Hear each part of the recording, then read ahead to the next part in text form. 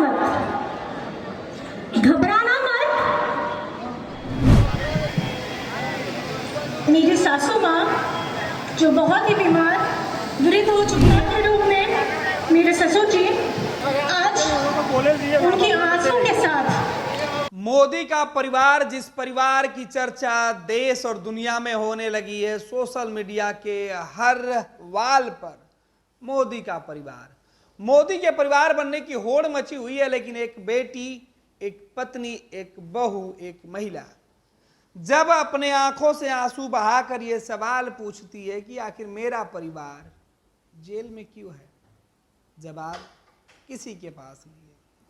सन्नाटा पसर जाता है जब वह पूछती है कि मेरे पति का कसूर क्या था। ना जवाब है और ना ही कोई सवाल बाकी है। कुछ दिन पहले तक किसी प्रदेश के मुख्यमंत्री होने के साथ उस प्रदेश के मुख्यमंत्री की पत्नी होने का गौरव हासिल करने वाली आज वन वन भटक रही है।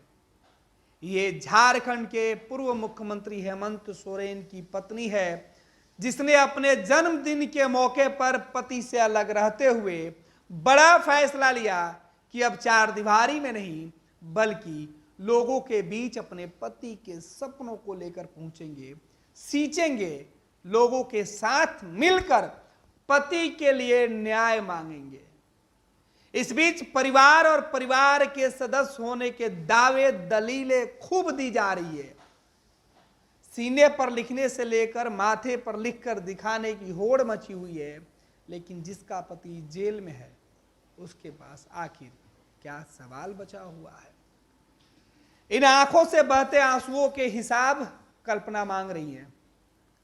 झारखंड के पूर्व मुख्यमंत्री हेमंत सोरेन की पत्नी कल्पना सोरेन ने सार्वजनिक तौर पर राजनीति में उन्होंने एंट्री कर ली है और सियासत में अपना पहला कदम उन्होंने जब रखा, उसके पहले वो अपने जंगल जमीन से जुड़े होने का परिचय दे रही थी।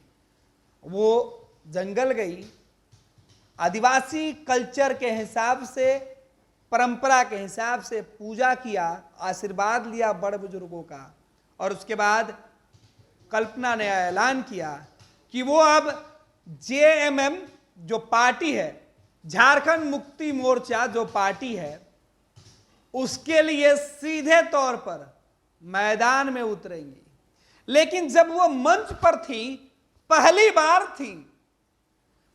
बार किसी बड़े आयोजन में अपने कार्यकर्ताओं को संबोधित कर रही थी, वो भी तब जब ना परिवार का कोई सदस्य दूसरा था और ना ही सलाह देने वाला कोई अपना था।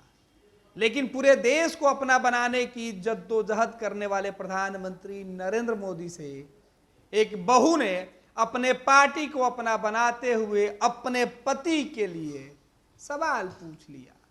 उनके गुनाहों का, उनके कसूर का, उनके लिए जो सजा जो वो काट रहे हैं, जो जेल में है, जो जुदाई है, जो गम है, कल्पना की आंखों से बह रहा था। पहले मंच पर आई तो खूब रोई, जी भर कर रोई, लेकिन जब बोली तो दहाड़ सुनते ही भाजपा के कान खड़े हो गए। लोग सवाल पूछने लगे कि इस बहू ने तो कमाल कर दिया, क्योंकि ये महिला कोई साधारण नहीं बल्कि हेमंत की पत्नी है, जो अब मिलकर लड़ेगी और हेमंत के रिहाई के साथ साथ झारखंड के लोगों के विकास, मुद्दे, रोजगार और झारखंड के जो रहने वाले आदिवासी समाज के जो लोग हैं, उनके जंगल और जमीन की रक्षा, सुरक्षा, उनके भविष्य की चिंता अब कल्पना मुर्मू सोरेन करेंगी। ऐलान बड़ा है। इस ऐलान के साथ ही कल्पना ने जो बातें कही है वो बातें सुनिए, लेकिन सुनने से पहले आपको कई सवाल का जवाब ढूंढना होगा, तलाशना होगा। क्योंकि कल्पना जब मंच पर थी तो पहले रोई क्यों, और रोई उसके बाद जो हिसाब मांग रही है, आखिर उसका जवाब कौन देगा।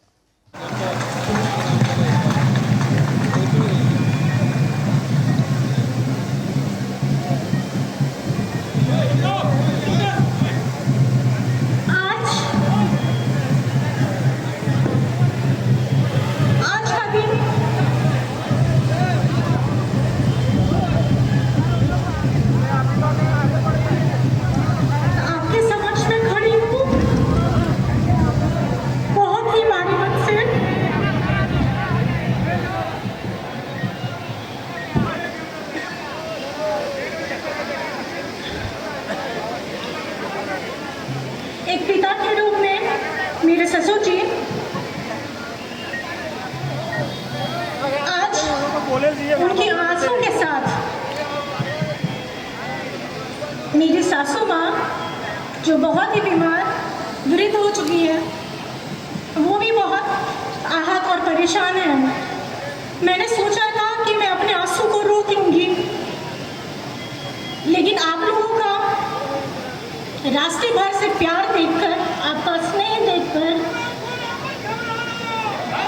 आज मुझे वही ताकत मिल रही है जो मैंने सपने में भी कभी नहीं सोचा था। अरे जेल का ताला टूटेगा, अरे जेल का ताला टूटेगा।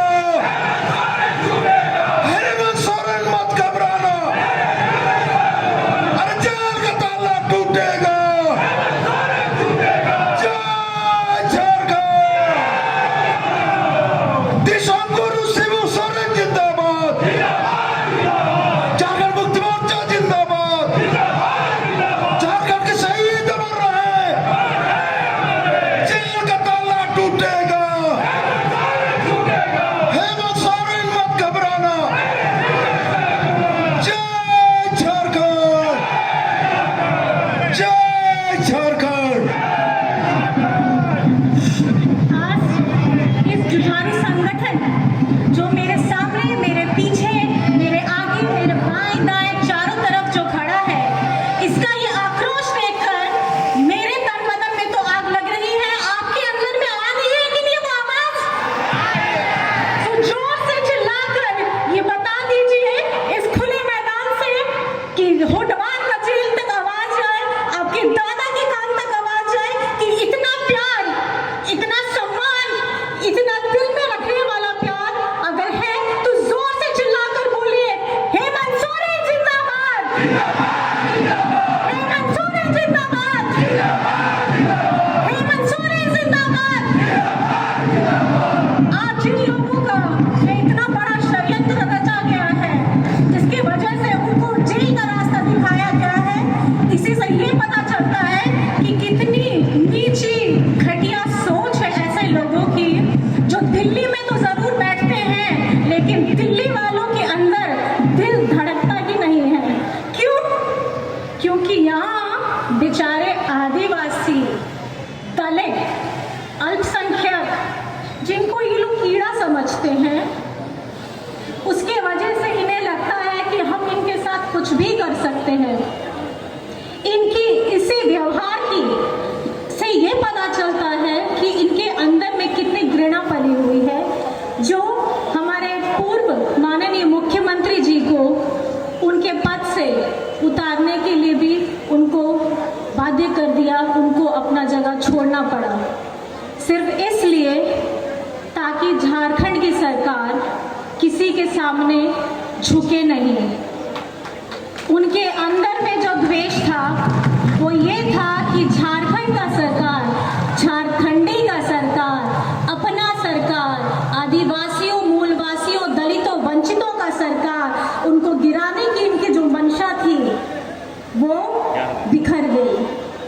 लेकिन हमारे जितने भी विधायकगण हैं यहाँ और जितने हमारे कार्यकर्ता सामने खड़े हैं, इनके मनोबल से ये प्रतीत होता है कि हमने उनको परास्त तो कर दिया, लेकिन आने वाले समय के लिए आप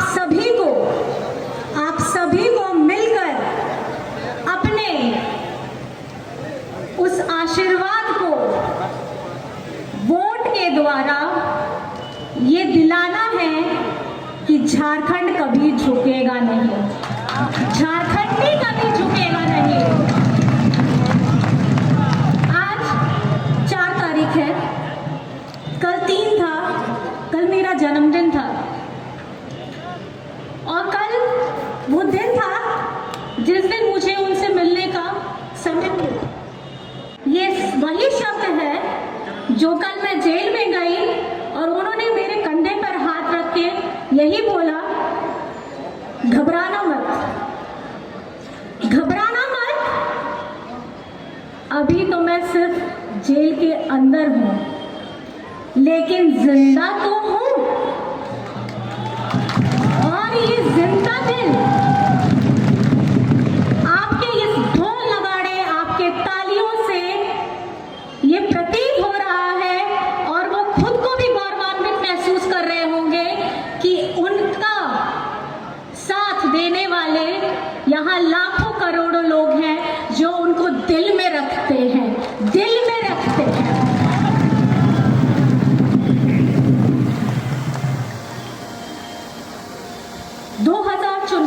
का चुनाव हुआ, जनादेश किसको मिला आप सभी जानते हैं।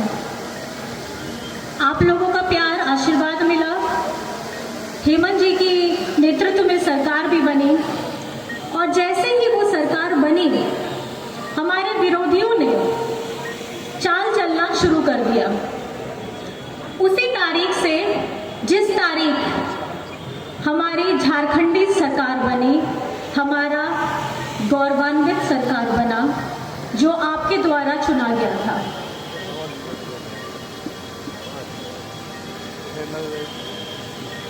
हेमंत सोरेन जी का अपराध क्या है? क्या है हेमंत सोरेन जी का अपराध? क्या झारखंड के 1,36,000 करोड़ रुपए केंद्र सरकार से वापस मांगना यह अपराध है?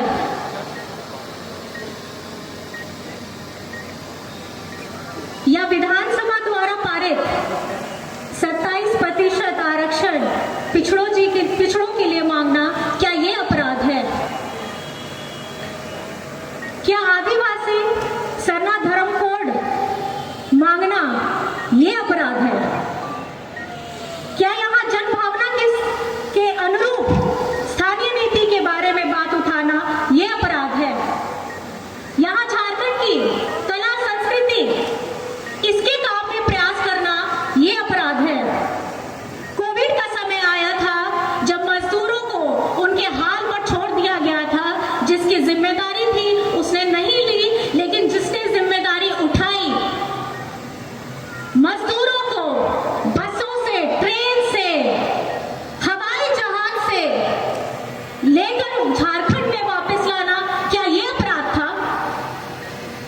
या झारखंड के किसानों का ऋण माफ करना अपराध था? इन लोगों की सोच। ये लो मुंह मीठा करो, आज मैंने अपना जॉब छोड़ दिया, अब हम पूर्णिया वापस जाएंगे। जॉब छोड़ दिया है? मतलब ये घर कैसे चलेगा? हम करेंगे क्या? और माँ बाबूजी क्या बोलेंगे?